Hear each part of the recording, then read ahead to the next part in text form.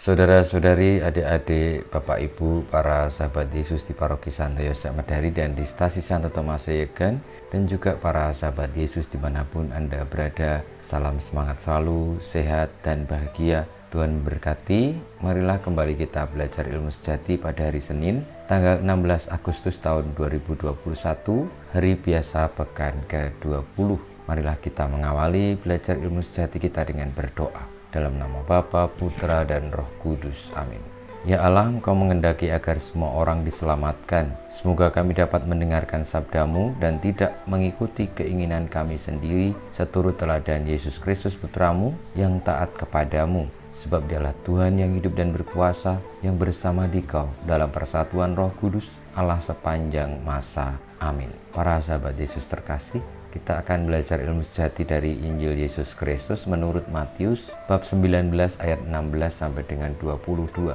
Pada suatu hari ada seorang datang kepada Yesus dan berkata, "Guru, perbuatan baik apakah yang harus kulakukan untuk memperoleh hidup kekal?" Yesus menjawab, "Apakah sebabnya engkau bertanya kepadaku tentang apa yang baik? Hanya satu yang baik. Jika engkau ingin masuk ke dalam hidup, turutilah segala perintah Allah." Kata orang itu kepada Yesus, "Perintah yang mana?" Kata Yesus, "Jangan membunuh, jangan berzina, jangan mencuri, jangan mengucapkan saksi dusta. Hormatilah ayah dan ibumu, dan kasihilah sesamamu manusia seperti dirimu sendiri." Kata orang muda itu, "Semuanya itu telah kuturuti, apalagi yang masih kurang?" Lalu Yesus berkata, "Jika engkau hendak sempurna, pergilah, jualah segala milikmu, dan berikanlah itu kepada orang-orang miskin. Maka engkau akan memperoleh harta di surga. Kemudian datanglah kemari dan ikutlah aku."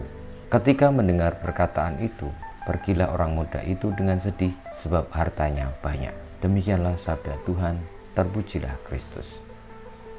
Para sahabat Yesus yang terkasih, sabda Tuhan Yesus kepada orang muda yang ingin menjadi sempurna karena ingin melaksanakan kehendak Allah, dan orang muda tadi telah melaksanakan apa yang menjadi perintah Allah yang disebutkan oleh Tuhan Yesus. Namun bagi Tuhan Yesus itu belum cukup. Kalau kita ingin sempurna atau orang muda itu ingin sempurna, jualah segala milikmu dan berikanlah kepada orang miskin. Tuhan Yesus berpesan bahwa kesempurnaan itu diperoleh ketika orang telah menyerahkan pengharapannya, kepercayaannya kepada Allah, sehingga tidak lagi ada yang menghalangi orang untuk mencintai Tuhan dengan sepenuhnya, dengan akhirnya lalu membagikan seluruh hartanya yang dimilikinya untuk orang miskin. Saudara-saudariku, ajaran Tuhan Yesus ini mengajari kita untuk tidak lekat dengan apapun yang ada di dunia ini, tetapi bersikap lepas bebas dan mengandalkan Allah semata.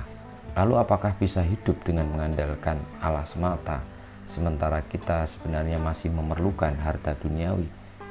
Tuhan telah menyediakan, dan Tuhan senantiasa menyertai. Jika memang akhirnya kita boleh mengikuti Yesus dan meninggalkan segala sesuatu, berarti kita menuju ke arah kesempurnaan itu. Dan marilah kita semuanya dalam situasi saat-saat ini, kita menuju ke arah kesempurnaan itu dengan mau berbagi, peduli, terutama kepada orang-orang miskin, orang-orang yang sakit, orang-orang yang memerlukan pertolongan.